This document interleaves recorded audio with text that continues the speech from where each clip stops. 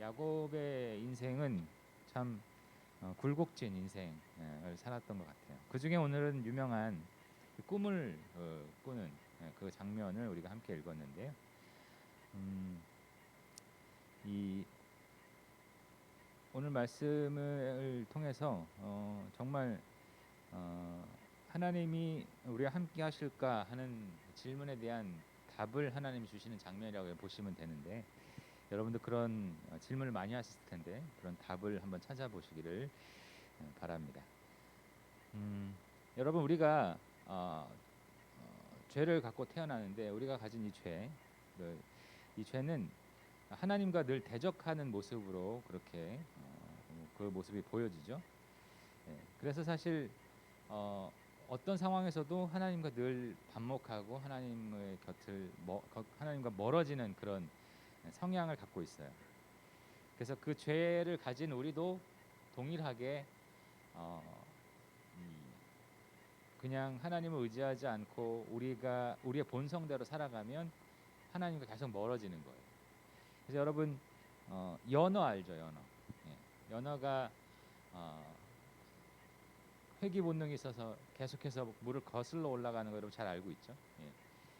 이 성도의 삶은 이 연어와 같은 삶이어야 합니다. 사실은 계속해서 거꾸로 올라가지 않으면 가만히 있으면 어떻게 되죠? 예, 물이 빠르게 흘러가니까 뒤로 계속 밀려가는 거예요. 그래서 여러분, 우리가 하나님 앞에 열심히 우리가 본성을 넘어가면서 하나님의 뜻에 합당하게 살려고 노력하지 않으면 어떻게 될까요? 그냥 그 자리에 그대로 머무르는 게 아니고요, 후퇴하는 거예요. 퇴보하는 거예요. 그리고 하나님과 멀어지는 거예요.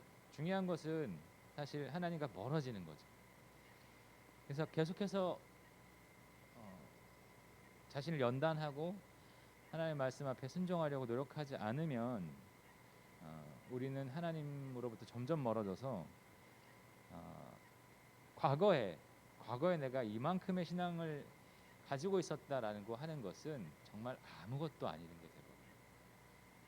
왕년에 여기 계신 분들 어때요? 왕년에 신앙생활 다들 열심히 하셨죠? 지금도 열심히 하시지만, 여기 계신 분들 다 이 교회학교를 우수하게 졸업하신 걸로 제가 알고 있는데 아닌가요? 예. 그죠? 웬만하면 청년부까지 왔으면 교회학교 정도는 뭐 거의 수석으로 다 졸업을 하셨어요. 그죠? 예. 근데 지금 여러분 우리의 모습은 어때요? 예. 그때 그 열심, 그때 그 우리의 그 정말 하나님 앞에 뜨거웠던 그 모습이 그대로 남아 있어요? 조금 방황하거나 조금 딴일하면 금세 그때 이룬 것은 다 사라지고요. 더 멀리 내려가 버려요. 근데 우린 착각해. 마치 쌓여간다고 착각해. 절대 그렇지 않습니다. 예.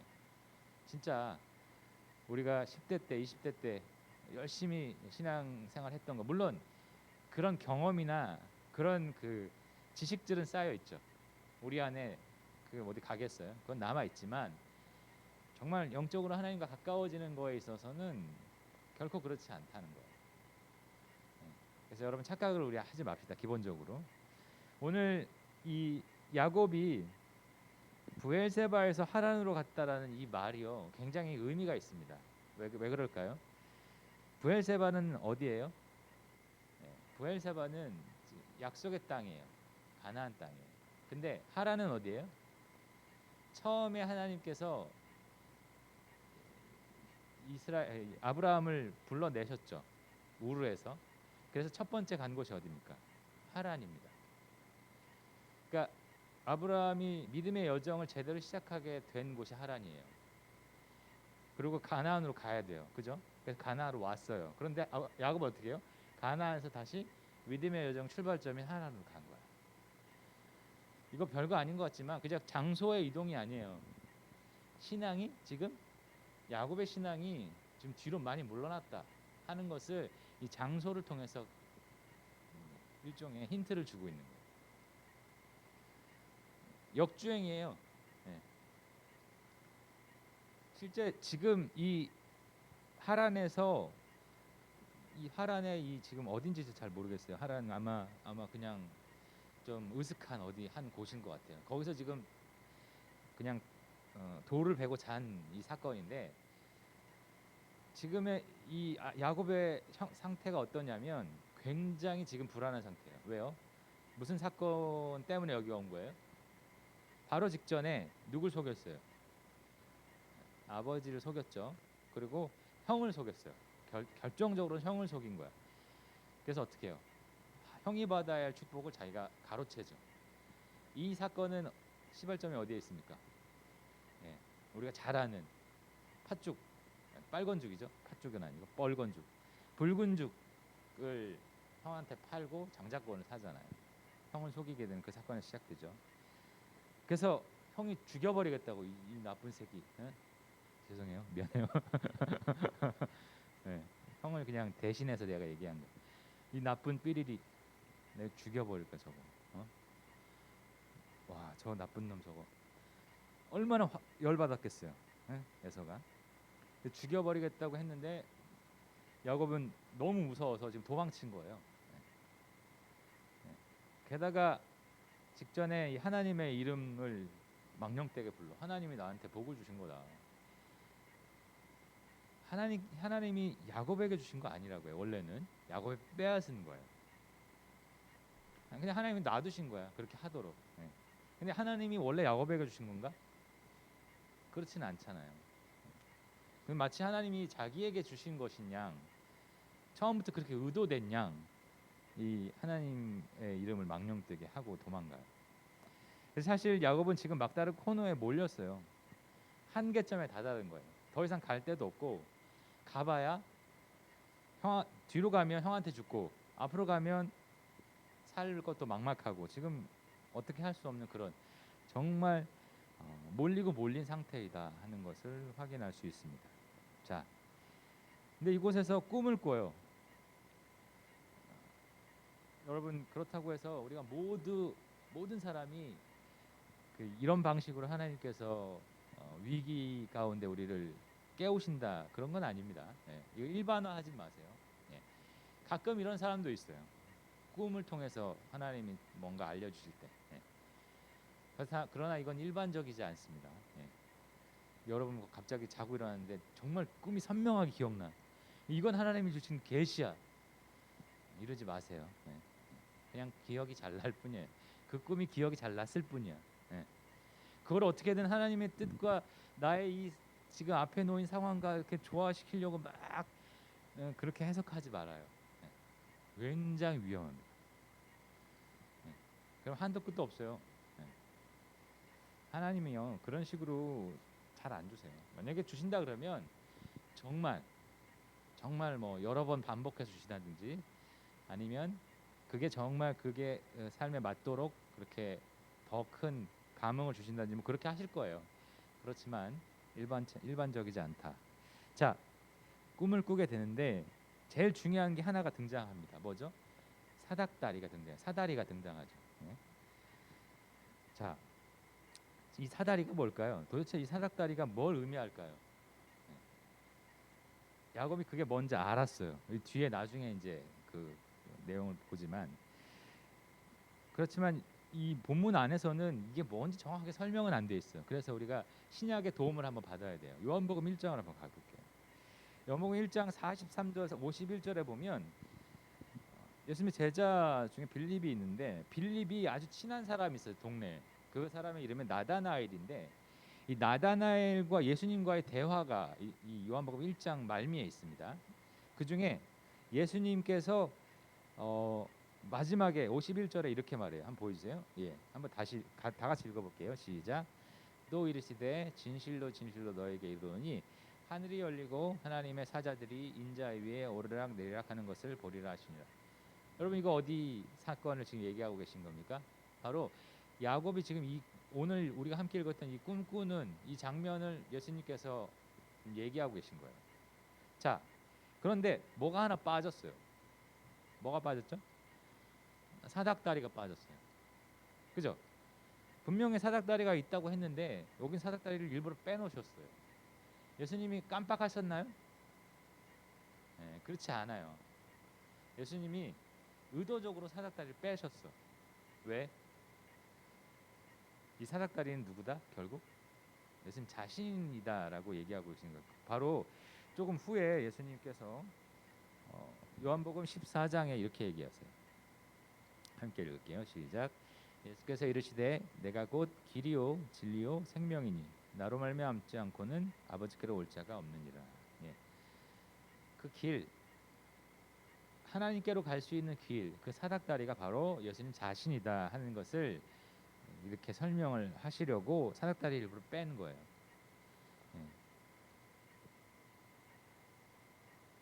예수님 자신이 사닥다리가 되셔서 결코 하나님을 만날 수 없는 사람들이 예수님을 통해서 하나님을 만나게 될 수 있다 하는 것을 이 설명해 주시면서 이 요한복음 창세기의 이 사건을 제대로 풀어내고 계신다. 이 신약의 도움을 받을 필요가 있다 하는 거죠. 저와 여러분도 동일하게 메시지를 주고 계신 거예요. 우리가 하나님을 만날 수 있는 유일한 길은 어디입니까? 예수님밖에 없다는 거예요. 예수님을 통하지 않고서는 하나님을 만날 수가 없어. 예수님은 뭘 의미하세요? 후에 이제 결론적으로 말할 건데 예수님이 요한복음에서 예수님 뭐라고 그래요? 제일 처음에 말씀이 계시니라라고 시작하죠. 그 말씀이 곧 누구예요? 살아계신 생명이 육이 되신 바로 예수 그리스도가 말씀이시다. 살아있는 말씀이다. 근데 이 말씀을 통해서만 하나님께 갈 수 있다. 이게 굉장히 많은 의미를 함축하고 있어요. 그 가운데에는 하나님이 주신 이 말씀을 통해서만 하나님을 알 수 있다, 하나님께 갈 수 있다 하는 의미도 담겨 있다는 것입니다. 자, 야곱이 막다른 골목이 있을 때 하나님께서 이 꿈을 통해서 오직 사다리를 내려주셔요. 그래서 예수 그리스도를 통해서만 나에게 올 수 있는데, 그리고서 이어서 하시는 말씀이 언약을 반복하십니다. 옛적에 자기 할아버지 아버지하고 맺은 그 언약을 다시 한번 반복해서 말씀해 주세요. 다시 돌아가야 할 곳, 야곱이 네가 돌아가야 할 곳은 어디다? 언약 백성의 자리이다라는 것을 다시금 야곱에게 가르쳐 주세요. 지금 엄청 떠나왔잖아요. 다시 지금 하란에서 이 다음에 어디로 가야 돼? 뭐 우르르 가겠죠. 결과적으로는 하나님 모르던 곳으로 가겠죠. 거기까지 가기 전에 하나님께서 붙드신 거야. 야, 너는 원래 누구다? 너 이렇게 방황하지 말고 이렇게 너 나락으로 떨어지지만 넌 원래 누구다? 언약 자손이야. 언약을 잃어버리면 너 끝이야. 이걸 다시 한번 분명하게 야곱에게 가르쳐 주신 거예요. 15절 우리 한번 볼게요. 15절 함께 읽을게요. 시작. 내가 너와 함께 있어 내가 어디로 가든지 너를 지키며 너를 이끌어 이 땅으로 돌아오게 할지라. 내가 내게 허락한 것을 다 이루기까지 너를 떠나지 아니하리라. 언약을 반복해 주시고 그 언약을 이룰 때까지 내가 너와 함께 할 것이다. 자, 이 모든 일에 사실 주권은 누가 갖고 계신 거예요? 하나님이 갖고 계신 거예요. 그죠? 하나님께서 언약을 일방적으로 주시고 맺으시고 끝까지 할 때까지 내가 너와 함께 할 것이고 모든 것에 다 주권은 하나님이 갖고 계세요. 야곱이 힘들고 어렵을 때도 하나님께서 나타나셔서 계시해 주시고 다시 회복시켜 주세요. 자, 여러분, 하나님의 역사는 하나님의 때에 이루어지는 거예요. 근데 우리가 굉장히 착각하는 게 뭐냐면, 물론 우리의 간절함, 우리의 상황의 절박함이 하나님이 일하게 만드는 어떤 하나의 조건은 될 수 있어요. 근데 그게 결정적이진 않아요. 하나님은 하나님이 일하고 싶을 때 일하시는 거예요. 물론 하나님이 인간의 상황과 형편을 다 감지하시죠. 그래서 그 정확한 시점을 딱 정하셔서 일하시는 건데, 마치 우리는 내가 열심히 기도했기 때문에 하나님이 일하셨다라고 인과관계를 잘못 이해하고 그렇게 단정짓죠. 일종의 오류를 범하는 거예요. 그래서 우리의 조건이 하나님의 역사하시는 계기가 되는 것, 그게 방아쇠가 되었다라고 그렇게 착각하면서 모든 일을 그렇게 할 수 있다라고 생각해요. 하지만 하나님은 하나님의 주권을 갖고 계신 분이에요. 그죠? 하나님이 역사하시고 싶을 때 역사하시는 거야. 가장 결정적인 사건이 바로 오순절 성령 강림 사건이라고 볼 수 있는데요. 그때 보면 정말 간절하게 기도하고 있었어요. 근데 하나님은 그때 역사하실 필요가 있어서 역사하신 거야. 그죠? 그런데 그들의 기도가, 그들이 단지 많이 열심히 모였다고 해서 하나님이 역사해야만 하나? 그렇지 않아요. 이거 굉장히 착각하지 않아야 됩니다. 그래서 실제로 우리는 어떤 일을 하냐면, 야, 우리 이제 물론 이 마음은 되게 갸륵해. 야, 우리 모여서 하나님 말씀 듣고 다시 한번 부흥해 보자. 그래서 우리 어른들이 많이 썼던 그 명칭이 있어요. 뭐 심령 대부흥회, 뭐 이런 거 많이 하죠. 네.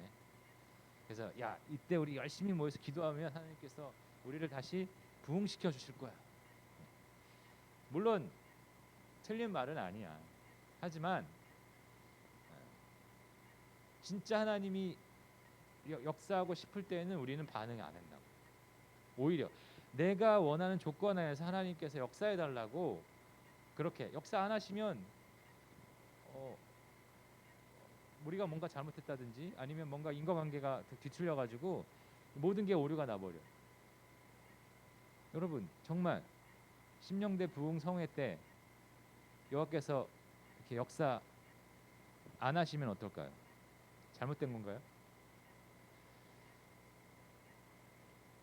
가장 제가 좀 한탄했던 게 뭐였냐면 종교개혁 500주년 대회가 몇 년 전에 있었어요. 종교개혁이 일어난 지 500년이 된 해가 있었거든요. 그때 막 엄청난 무슨 학술 대회뿐만 아니라 뭐 기도회도 있었고 뭐 많은 걸 했어요. 근데 여러분 500주년 때 그런 행사한다고 다시 종교개혁이 일어날까요? 여러분 종교개혁 어떻게 일어나는지 알아요? 네? 뭐 어떤 깃발 들고 야 우리 종교개혁 합시다 해서 일어났나요? 절대 그렇게 일어나지 않았어요. 정말 눈에 보이지도 않게 일어났어요. 예. 몇몇 정말 하나님 앞에 몸부림치는 수도자들이 이대로는 안 되겠다. 이렇게 해서는 정말 하나님의 복음이 사라지겠다. 자기 목숨을 버려가면서 그렇게 간절하게 희생하면서 조금의 싹이 터 나가면서 이게 오 하면서 이렇게 하나님께서 놀랍게 일하셨단 말이에요. 근데 마치 우리는 뭔가 인위적으로 뭐 만들어 놓으면 하나님 역사하실 거라고 이렇게 착각을 해요. 여러분 우리 이거 벗어나야 돼. 이거 안 벗어나면요 우리 신앙이 정말 개판이 돼요. 주권이 누구한테 있어? 나한테 있다고 생각하는 거야. 내가 잠깐 나갔다가 들어와서 자 이제 열심히 해봅시다. 그럼 하나님 역사하셔. 안 하시면 뭐 하나님 하나님 안 계시네. 내가 이렇게 했는데 이렇게 떠나버리고 포기하고 절대 그렇지 않아요. 하나님은 하나님이 주권을 가지고 계시고 하나님이 역사하고 싶으실 때 역사할 때가 됐을 때 그때 일하세요. 근데 가장 언제 일하시냐면 가장 우리가 겸손할 때, 가장 우리가 하나님 앞에 낮아졌을 때, 가장 순전할 때 그때 일하세요. 그게 맞닥뜨릴 때 하나님이 일을 시작하신단 말입니다. 그래서 사실 야곱의 이 상황은 가장 하나님이 일하실 만한 상황을 만들어 놨어요. 야곱이 이 꿈꾸기 전에 어떤 마음이었을까요? 주님 정말 어디에 계세요? 나 죽을 것 같은데 하나님 어디 계신가요? 저와 함께 하시는 건가요? 저를 위해 지금 일하고 계신가요? 계속 물었겠죠. 대답 안 해주세요. 그러다가 결국 어떤 질문까지 갑니까? 주님 정말 살아계시긴 한 건가요? 주님 존재하시나요? 사실 이런 질문 우리가 많이 하죠.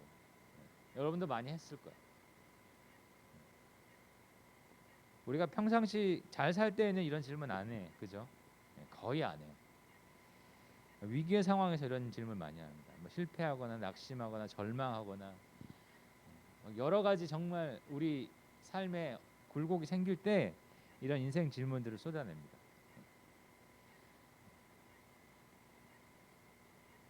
근데 여러분에게 권하기는 이런 정말 하나님 지금 계신가요? 하나님 정말 우리와 함께 하시는가요? 지금 일하고 계신가요? 이런 질문요. 사실 여러분 개인적으로 우리 공동체적으로 계속 해야 돼요. 끊임없이. 하나님 저렇게 세상이 약한데 하나님 정말 이러한 말도 안 되는 상황 가운데 하나님 가만히 계실 건가요? 여러분 시편 묵상은 많이 해보셨죠? 아닌가요? 네. 시편을 보면 거의 대부분의 시가 이런 내용이에요. 지금 하나님 나 고통받고 있는데 하나님 어디 계시나요? 하나님 일해주세요. 하나님 나의 기도를 들어주세요. 하나님 역사해주세요. 하나님 저 원수를 물리쳐주세요. 이런 탄원과 간청의 기도가 거의 다예요. 실제로 우리의 인생 가운데 하나님께 드려야 할 기도와 질문이 이런 거예요. 계속해서 하나님 이러한 상황에서 하나님 가만히 계실 건가요? 하나님 어디 계시나요? 일해 주십시오. 자, 그렇게 수많은 인생들이 질문을 했겠죠. 그런데 하나님 가만히 계셨을까요? 그걸 다 정리해서 성경에 담아 놓으셨어요. 몇 가지 예를 들어 볼게요. 시편 121편 7절 8절 우리 함께 읽어 볼게요. 시작. 큰 소리로.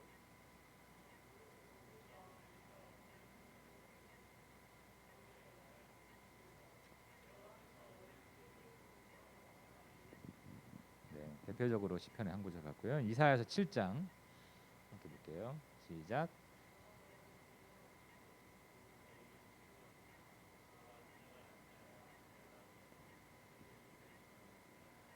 자, 이것도 함께 계신다는 또 다른 모습으로 실제로 너희와 진짜 이렇게 함께 하실 것이라는 것을 예언하신 것이죠. 이사야 41장 한번 볼게요. 시작.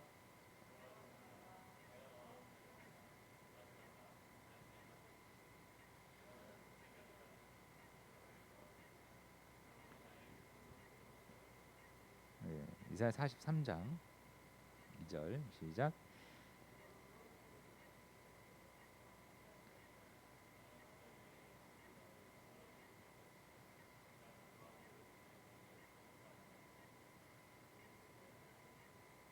예, 구약에서 아주 대표적인 유명한 구절만 뽑은 거예요. 여러분 이걸로 부족하세요? 이 정도면 충분하지 않나? 이거 외우라고 그래도 다 못 외우잖아. 이것만 외워도 여러분 힘들 때 이 구절만 생각해도 위로가 돼요. 실제로. 그래서 방금 뽑았던 이 구절은요. 이 신방 때 많이 목사님들이 설교하는 구절이죠. 위로를 실제로 많이 받으니까 성도들이. 자, 신약으로 넘어갈게요. 두 절만 볼게요. 신약에서는 마태복음 1장 23절. 아까 이사야서 7장의 말씀이 이루어진 사건입니다. 실제로 시작. 보라 처녀가 잉태하여 아들을 낳을 것이요 그의 이름은 임마누엘이라 하리라 하셨으니 이를 번역한즉 하나님이 우리와 함께. 네, 아까 7장에 이사야를 통해서 예언하셨죠.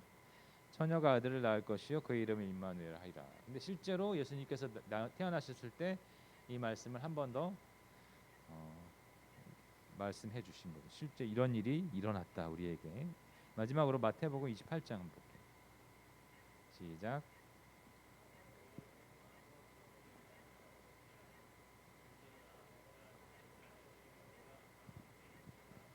네, 예수님이 이제 마침표를 딱 찍어 주셨어요.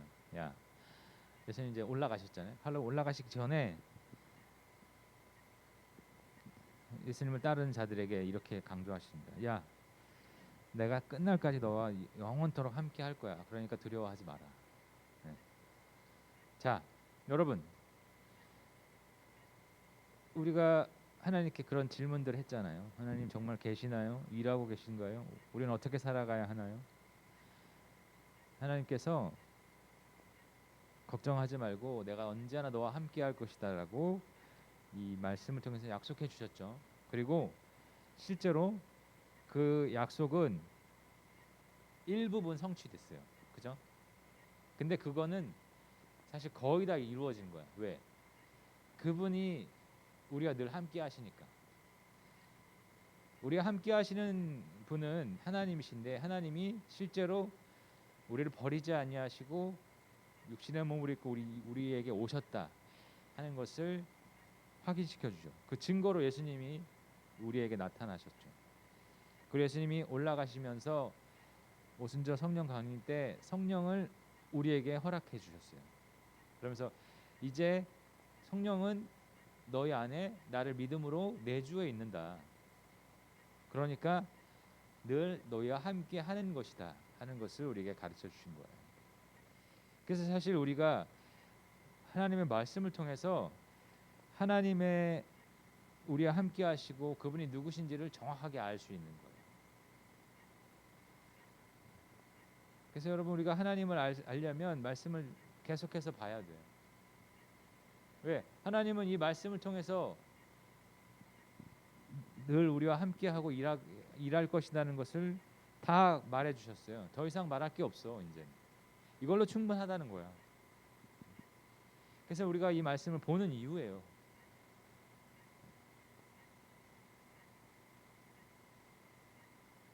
근데 여러분 우리는 이거 갖고 부족한 것 같아. 늘 이 말씀 이거 좀 부족해. 뭔가 좀 더 센 게 필요해. 뭐죠? 뭔가 그 홀리한 경험, 뭔가 특별한 영적인 그 뭔가 그 찌릿찌릿함, 뭐 이런 거 자꾸 해달라 그래. 근데 여러분 그런 거가 정말 효과가 있는데 왜 안 쓰실까 하나님께서? 정말 효과 만빵이거든요. 그럼 한번 경험하면 계속 그런 경험 하고 싶어져요. 그죠? 확실하니까. 근데 인간이 그런 경험을 통해서 그런 경험을 그냥 100% 계속 간직하는 게 아니라 뭐예요? 자꾸 까먹기 때문에 또 배가를 원해. 점점. 마치 마약과 같아요. 하나님께서 그런 방식을 안 써요. 그런 방식의 폐해를 아니까. 그리고 그거는 우리의 어떤 그 자극되는 것의 그 좋음, 마치 그런 거 우리가 마약이나 그런 걸 할 때 느끼는 그 짜릿함, 그거 자체에 취하게 되니까. 근데 하나님은 그렇게 그런 식으로 일하는 것이 마땅치 않기 때문에 그렇게 안 하시는 거예요. 그러니까 여러분 그런 것을 막 추구하지 마세요. 주시면 받지만 일부러 추구하지 마. 왜? 이건 보편적이지 않으니까요. 만약에 그게 보편적이면 우리 수많은 믿음의 선배들이 그것을 따라갔겠죠. 근데 하나님은 그걸 허락하지 않으시니까 그렇게 안 하신다고요.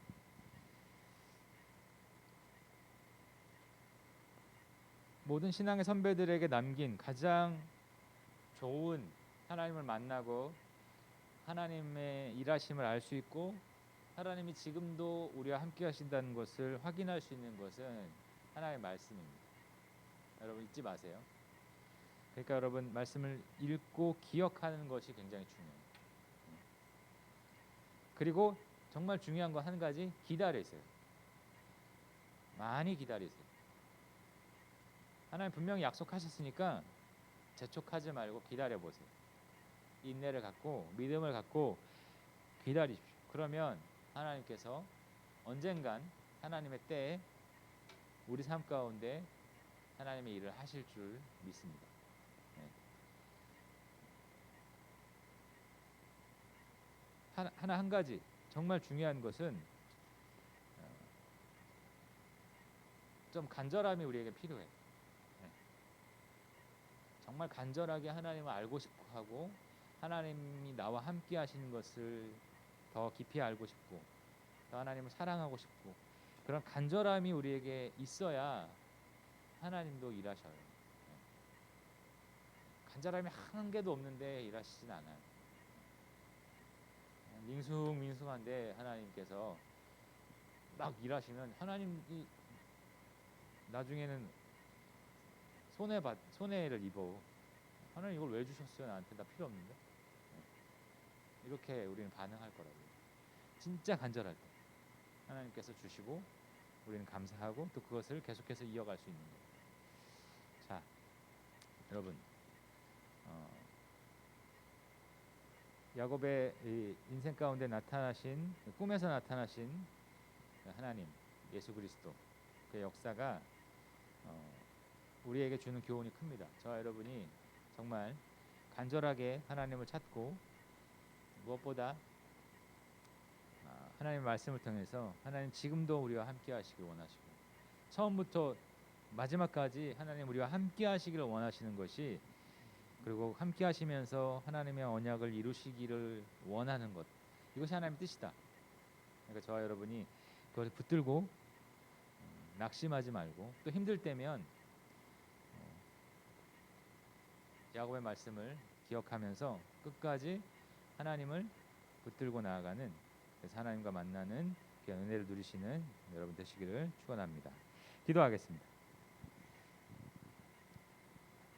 존귀하신 하나님 아버지 감사합니다. 주님께서 꿈을 통해서 야곱에게 새로운 은혜를 허락하셨고 그에게 회복할 수 있는 기회를 주셨습니다.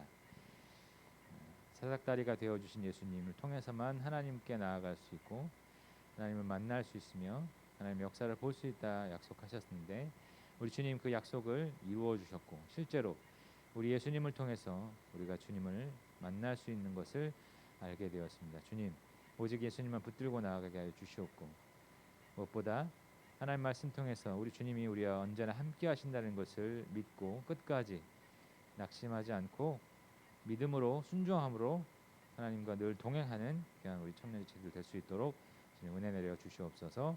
감사드리고 예수님의 이름으로 기도드립니다.